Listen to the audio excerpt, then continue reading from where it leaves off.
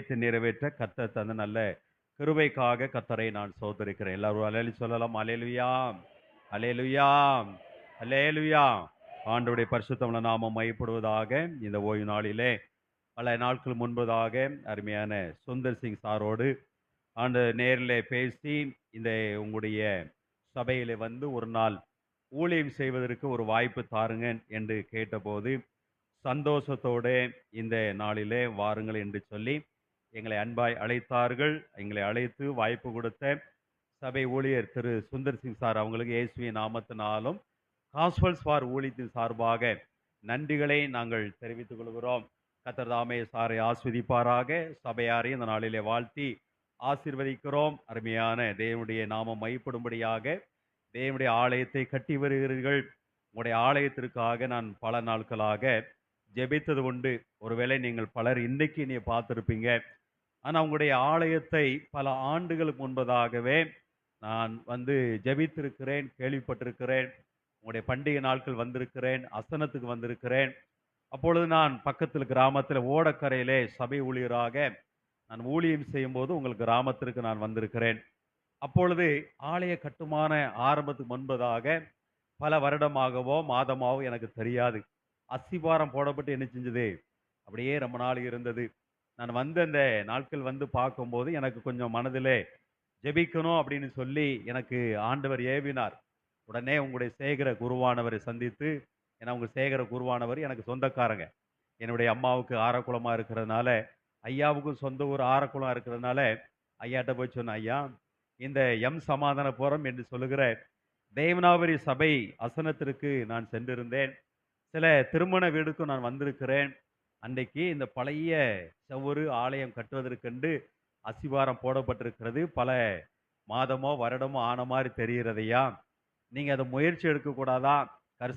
கரிசல் சபையை கட்டி கொண்டிருக்கிறீர்கள், இந்த ஆலயத்தும் கட்டுங்கய்யா அப்படின்னு சொல்லி ஐயாவிடத்தில் விண்ணப்பத்தோடு ஐயாட்ட சொன்ன, ஐயா ஜோமனு ஐயா கர்த்தர் நிச்சயமாக நடத்துவார் என்று சொல்லி. ஆக இவ்விதமாக உங்களுடைய ஆலயத்தை குறித்து கர்சனையோடு நான் ஜெபித்தவன், ஐயாவிடத்தில் நான் சொன்னவன். ஆண்டவருடைய நாமம் மையப்படும்படியாக இந்த நாளிலே நான் உங்களை இந்த ஆலயத்திலே பார்க்கும்போது கடந்த 2 நாளுக்கு முன்பதாக உங்கள் ஊருக்கு வந்திருந்தேன். வந்து ஒரு திருமண காரியத்தில் பங்கு பெற்றேன். ஓமலூர் மணமகன், உங்கள் ஒரு பொண்ணு கல்யாணம் நடந்து அந்த கல்யாணத்துக்கு வந்திருந்தேன். அப்பொழுது இந்த பெரிதான ஆலயத்தை பார்க்கும்போது எனக்கு ஒரு ரொம்ப சந்தோஷமாக இருந்தது. அல்லேலூயா. உங்கள் ஜெபத்தையும் வேண்டுதலையும் ஆண்டவர் கேட்டு பெரிய காரியங்களை ஆண்டவர் செய்திருக்கிறார். அல்லேலூயா. ஆண்டவர் நாமம் மையப்படுவதாக. இந்த நாளில் கூட காஸ்பல்ஸ் ஃபார் ஊழியத்திலிருந்து உங்கள் மத்தியில் வந்திருக்கிறபடினாலே இந்த ஊழியத்தை குறித்து சொல்லி ஜெபித்து நிறைவு செய்யலாம். நம்ம மத்தியிலே வந்திருக்கிற அருமையான இந்த காஸ்பல்ஸ் ஃபார் ஊழியங்கள், காஸ்பல் சுவிசேஷ ஒளிச்சிதற ஊழியங்கள் என்று தமிழே சொல்லுவோம். ஆங்கிலத்திலே காஸ்பல்ஸ் ஃபார் மினிஸ்ட்ரி என்று சொல்லப்படுகிற இந்த ஊழியத்தின் ஸ்தாபகர் அருமையான அண்ணன் சகோதரர் ஜேம்சன் வந்திருக்கிறாங்க. அவங்க சொந்த ஊர் ஓடக்கரை சேர்ந்தவங்க. அவங்களுடைய தகப்பனார் பேர் எலீஸ் நாடன் என்று சொல்லுவாங்க. எலீசர் எபினேசர் அண்ணன் எபினேசர் ஐயா அவங்களுடைய குமாரர். அவங்க பல ஆண்டுகளாக சென்னையில் இருந்து இப்பொழுது முழு நேரமாக ஊழியம் செய்து வருகிறார்கள். ஆரம்பத்தில் ஆண்டவர் அவங்களுக்கு இந்த ஊழியத்தை ஆரம்பிக்கும்படியாக கொடுத்த ஊழியம் சிறுவர் ஊழியம். ஏசாயா 60ஆம் அதிகாரம் 22ஆம் வசனம், அதாவது ஏசாயா 60ஆம் அதிகாரம் கடைசி வசனம் இவ்விதமாக சொல்லுகிறது, சின்னவன் 1000 சிறியவன் பலத்த ஜாதியுமாவான், கர்த்தராகிய நான் ஏற்ற காலத்தில் இதை தீவிரமாய் நடப்பிப்பேன் என்ற வார்த்தையின்படி இந்த சிறுவர் ஊழியம் ஆரம்பிக்கப்பட்டு ஆண்டவர் ஊழியத்தை நடத்தி வந்தார். ஆக தொடர்ந்து ஆண்டவர் ஆவியானவர் அண்ணனோடு அவங்களுடைய ஊழியத்தோடு இடைப்பட்டபடினாலே மிஸ்ஸரி பணியையும் ஆண்டவர் ஆரம்பிப்பதற்கு செய்வதற்கு ஆண்டவர் உதவி செய்தார். வட மாநிலத்திலே, ஒரிசா மாநிலத்திலே, மகாராஷ்டிரா மாநிலத்திலே, சத்தீஸ்கர் மாநிலத்திலே, ஹரியானா மாநிலத்திலே, பீகார் மாநிலத்திலே, இன்னுமாக தமிழ்நாட்டிலும் விழுப்புரத்திற்கு அந்த பகுதியிலே ஆலயமில்லாத கிராமங்களிலே விசுவாசிகளை கொண்டு ஊழியர்களை கொண்டு பல கிராமங்களிலே சுவிசேஷத்தை அறிவிக்கிறார்கள். சிறு பிள்ளைகளுக்கு ஆண்டவருடைய வார்த்தையை பகிர்ந்து வருகிறார்கள். ஆலயம் இல்லாத இடத்திலே ஆலயம் இருக்கிறது. விதமாக இந்த தமிழ்நாட்டிலே அந்த பகுதியிலே இந்த கிராம ஊழியங்கள் நடந்து வருகிறது. மற்ற தமிழ்நாட்டிலே நம்முடைய சபையை போல சிஎம்எஸ் சபையோ பெந்தகோஸ் சபையோ சபை பாகுபாடு இல்லாமல் இந்த சிறுவர் ஊழியம் செய்யக்கூடிய அங்கே சிறுவர் ஊழியம் செய்யணும்னு விரும்புகிறவர்களுக்கு பயிற்சி கொடுக்கப்படுகிறது. இந்த மே மாதம், ஏப்ரல் மே மாதம் என்றாலே விடுமுறை நாட்களில் நமக்கு தெரியும். நம்முடைய இந்த சிஎஸ்ல விபிஎஸ் ஊழியம் என்று நடக்கிறது போல இந்த காஸ்பல்ஸ் ஃபார் ஊழியத்தின் சார்பாக பிபிஎஸ் என்று சொல்லப்படுகிறது, பேசிக் பைபிள் ஸ்கூல் என்ற அந்த இந்த விபிஎஸ்ஐ நாங்கள் நடத்தி வருகிறோம்.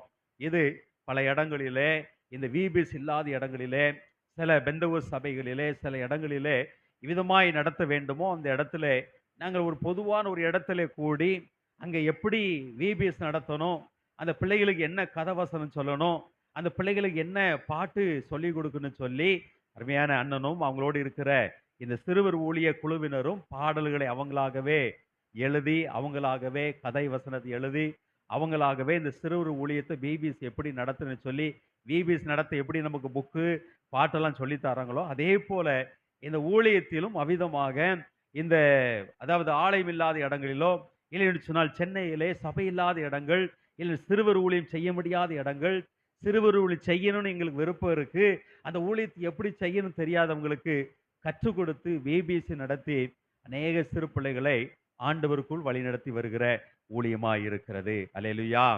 மாத்திரமல்ல, ரோமர் 10ஆம் அதிகாரத்தில் நாம் எடுத்துக்கொள்வோம் என்று சொன்னால், ரோமர் 10ஆம் அதிகாரம் 15ஆம் வசனத்தை ஒருவர் சத்தத்தோடு வாசி கேட்போம். ரோமர் அனுப்பாப்படாவிட்டால் எப்படி பிரசங்கிப்பார்கள்? சமாதானத்தை கூறி நற்காரியங்களை சுவிசேஷமாய் அறிவிக்கிறவருடைய பாதங்கள் எவ்வளவு அழகானவைகள் என்று எழுதியிருக்கிறதே. இந்த வசனத்தின் ஆதாரத்தோடு தரிசனத்தோடு வடமாநிலத்திலையும் மிஸ்ஸரி பணிகள் நடந்து வருகிறது. ஆக இந்த ஊழியத்திற்காக ஜெபிங்கள். இந்த ஊழியத்தின் சார்பாக தான் வருகிற அடுத்த மாதம் செப்டம்பர் மாதம் 5ஆம் தேதி வெள்ளிக்கிழமை காலை 9:30 மணி முதல் மதியம் 1:30 மணி வரை குடும்ப தியான கூடுகை என்ற கூட்டத்தை நாங்கள் ஒழுங்கு செய்திருக்கிறோம். இந்த நோட்டீஸ் உங்கள் சார் அருமையான சுந்தரி சார் கையில் கொடுத்துருக்குறோம். நீங்கள் முடிந்த உடனே வாங்கி செல்லலாம், இல்லை உங்களுக்கு கொடுக்கப்படும். ஆக இதில் இந்த குடும்ப தியான கூடுகையிலே நீங்கள் குடும்பமாக பெரியவர்களும் வாலிபர்களும் சிறுவருமாக நீங்கள் வந்து இந்த கூட்டத்தில் பங்கு பெற்று ஜெபிக்க வரும்படி உங்களை அன்போடு அழைக்கிறோம். காலை வேளையில் தேநீர் ஒழுங்கு செய்யப்பட்டிருக்கிறது. மதியானம் 1:30 முடிந்த உடனே மதிய உணவு ஒழுங்கு செய்யப்பட்டிருக்கிறது. அது மாத்திரமல்ல, சிறுவர்களுக்காக தனியாக கூட்டம் நடத்துகிறோம். நீங்கள் உங்கள் பிள்ளைகளை கூட்டிட்டு வரும்போது அந்த பிள்ளைகளுக்குன்னு தனியாக கூட்டம் நடத்துகிறோம். கர்சல்பட்டியிலே, சத்தியநகர் என்று சொல்லப்படுகிற கர்சல்பட்டியிலே பூரண சுவிசேஷ பெந்தகோஸ் சபை என்பது ஒரு இடத்து அங்கே இருக்கிற கர்சல் இருக்கிறது. பல இடங்களை நாங்கள் தேடி பார்த்தோம். இது எங்களுக்கு தோதுவாக இருந்தது. பல சிபிஎஸ் சபையிலோ கல்யாண மண்டபத்தை நாங்கள் தேடி பார்த்தோம். எங்களால் வாடகை கொடுக்க முடியவில்லை. பல சபைகளில் நடத்துவதற்கு இடம் காணவில்லை. அதனால இந்த பூரண சுவிசேஷ பெந்தகோஸ் சபை பாதகர் வந்து எங்களுக்கு திறந்து இடம் கொடுத்தாங்க, நமக்கு கொடுத்துருக்குறாங்கன்னு சொல்லணும். ஆக அந்த நாளிலே இந்த கூட்டம் அந்த சபையில் நடக்கிறது. ஆக இந்த கூட்டத்தில் நீங்கள் யாவரும் பெரியவர்கள் யாவர் குடும்பம் வந்து விசுமாக சிறு பிள்ளைகளை நீங்கள் ஒழுங்கு செய்து ஆட்டோவில் அனுப்பி வைங்க. ஆண்டவர் உதவி செய்வார். அதற்கு நீங்கள் சண்டே கிளாஸ் டீச்சர் நினைச்சிங்க முழு ஒத்துழைப்பு கொடுத்து நீங்கள் அந்த உங்கள் பிள்ளைகளை நீங்கள் அழைத்து வாருங்க. உங்கள் பிள்ளைகள் திருவசனம் சொல்லும்போது நானும் அருமையான ஜேம்சனும் பேசி கொண்டோம். பெரிய சபையா இருக்கிறது. பசங்களை 4 பேரும், பெண் பிள்ளைகளில் சொல்லுங்களேன். ஆமாம், கை காட்ட அதுமா சொல்லக்கூடாது, சரியா? ஆமாம், பசங்களில் 4 பேரும் கொஞ்சம் அதிகமாக பொட்டப்பிள்ளை வாஞ்சியாக இருக்குன்னு சொல்லி என்ன செஞ்சாங்க? ஆமாம், 5 பேரோ 6 பேரோ சொன்னாங்க. ஒரு சின்ன சபையிலே 15 பேர் 20 பேர் திருவசனம் சொல்லுதாங்க. நிறைய பேர் அங்கே முக்கில் உட்காந்துருந்தாங்க. பின்னால் எத்தனை பேர் பிள்ளைகளை வச்சிருக்கேன்னு தெரியல, வீட்டில் தூங்க வச்சுட்டு வந்திருக்கேனோ தெரியல. ஏன்னா சிறுவர் ஊழியம் நாங்கள் செய்கிறதுனால எங்கே போனாலும் சிறுவர் மீது ஒரு கவனம், ஒரு ஜபம், ஒரு வாஞ்சை எங்களுக்கு என்ன செய்யும், எப்பொழுது இருக்கும். நானே என் சின்ன பிள்ளைகளை வளர்த்துருக்கிறேன். 3 வயதுலேருந்தே பிள்ளைகளை வளர்த்துருக்க. திருவசனம் சொல்லி ஒன்றும் தெரியாது, 3 பிள்ளை தெரியாது, ஆனாலும் பிள்ளைகளை மடியில் உட்கார வச்சு வசனத்தை சொல்லி கொடுத்து 5-6 வயசு ஆனவனே அவங்களுக்கு தனியாக ஒரு பைபிள், தனியாக ஒரு பாட்டு புக்கு, தனியாக எல்லாமே பாட்டு புக்கு எல்லாம் வாங்கி கொடுத்து அந்த பிள்ளைகளை அப்படி திருவசனம் சொல்லி கொடுத்து, என்னைக்கு தெரியுமா? ஞாயிற்றுக்கிழமை காலையில் இல்லை, திங்கக்கிழமை செவ்வாய்க்கிழமை, சொல்லுங்களேன், 4ஆவது தெரியுமா? திங்கக்கிழமை, செவ்வாய்க்கிழமை, புதன்கிழமை, ஆம்பளை சைடு சொல்லுங்களேன், வியாழக்கிழமை, ஆமா. இது 6 நாள் இருக்கு. 6 நாள்ல 3 நாள்ல சொல்லிக் குடுத்து, புதன்கிழமை பாராம சொல்ல வச்சிருவேன். ஒரு அல்லேலூயா சொல்லுங்க பாப்போம். திங்கள் காலை இரவு, செவ்வாய் காலை இரவு, புதன் காலை அதோட இரவு நேரத்துல என்ன செய்யணும்? பாராம சொல்லணும். அது மாத்திரமல்ல, வீட்டு பாடம் படிக்க முன்பதாக, இந்த திருவசனத்தை எடுத்து வாசிட்டு தான் வீட்டு பாடம் படிக்கணும். காலையில பள்ளிக்கூடம் போவதற்கு முன்பதாக, எழுந்து முகம் கழுவி, பல்லு விளக்கி, காப்பி குடிச்சிட்டு, முழங்கால் படியிட்டு, வேதத்தை வாசித்து, திருவசனத்தை வாசித்து, ஜெபம் பண்ணி, அதுக்கு பின்பதாக தான் சாப்பாடு. அதுக்கு பின்பு தான் குளிக்கணும். அதுக்கப்புறம் தான் பள்ளிக்கூடத்துக்கு போணும். நீ அப்படி பைபிள் வாசித்து கர்த்தரை தேடாம, நீ எந்த ஒரு படிப்பும் படிக்க வேண்டான்னு பிள்ளைகள சத்தம் போட்டு, அப்படி ஆவிக்குரிய வாழ்க்கையில வளர்ந்தேன். எனக்கு 2 பிள்ளைகள். ஒரு பையனும், ஒரு பொண்ணும். இன்னைக்கு 2 பேருமே எங்க கூட ஊழியத்துக்கு வர்றாங்க. ஒரு அல்லேலூயா சொல்லுங்க பார்ப்போம். நான் சின்ன வயசுல இருந்தே ஆண்டவருடைய வசனத்தை ஊட்டி, ஜெபம் பண்ணி வளர்த்ததுனால, என் பையன் இன்னைக்கு ஊழியத்துக்கு வருவான் கூட. கீபோர்டு போடுவான், எங்கனால வருவான் லீவ் இருந்தா. இன்னைக்கு காலேஜ் படிக்கிறான். அதேபோல மகள் 12வது படிக்கிறா. எங்க போனாலும் எங்க கூட பாட்டு படிக்க வருவா.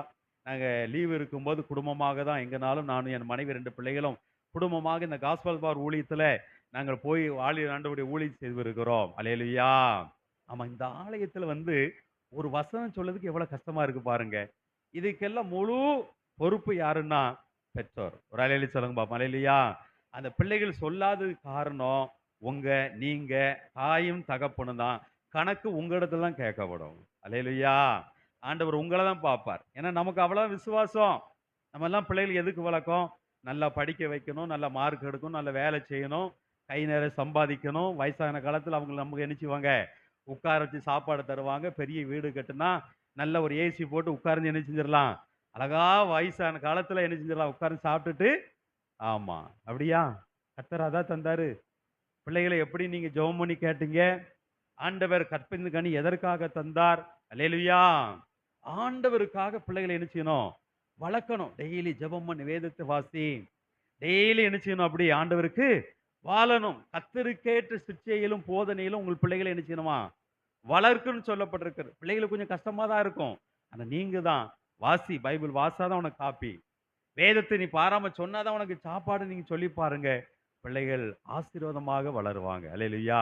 நேரம் இல்லாதனால பிரசங்கியார் மத்தியில் இருக்கிறதுனால நான் அதிகமா சொல்ல வாஞ்சிக்கல.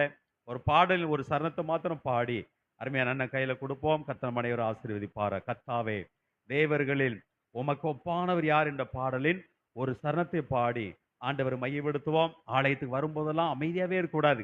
நிறைய பேர் முகத்தை பார்த்தேன், அப்படியே கை கட்டிட்டு இருக்கீங்க. உங்க வாய் தேஞ்சிடக்கூடாதுன்னு நினைச்சீங்களோ, இல்லை நான் பாட்டு படிச்சிடக்கூடாதுன்னு நினைச்சீங்களோ, ஏசப்பா நம்மளை ஆசீர்வதிச்சிருவான்னு நினைச்சீங்களோ, இல்லை நம்ம மேக்கப் கலைஞ்சிரும் நினைச்சீங்களோ, என்ன நினைச்சீங்களோ எனக்கு தெரியல. வந்து ஸ்டைலா வாரோம், ஸ்டைலா போயிடும். அப்படி இருக்காதுங்க. ஆவியோடு வரணும், உண்மையோடு தொழுது கொள்ளணும், ஆசீர்வாதத்தோடு வீட்டுக்கு போகணும். அல்லேலூயா. பாடுவோமா? கர்த்தாவே, தேவர்களில் எல்லாரும் கைத்தட்டி ஓமை கோப்பா யா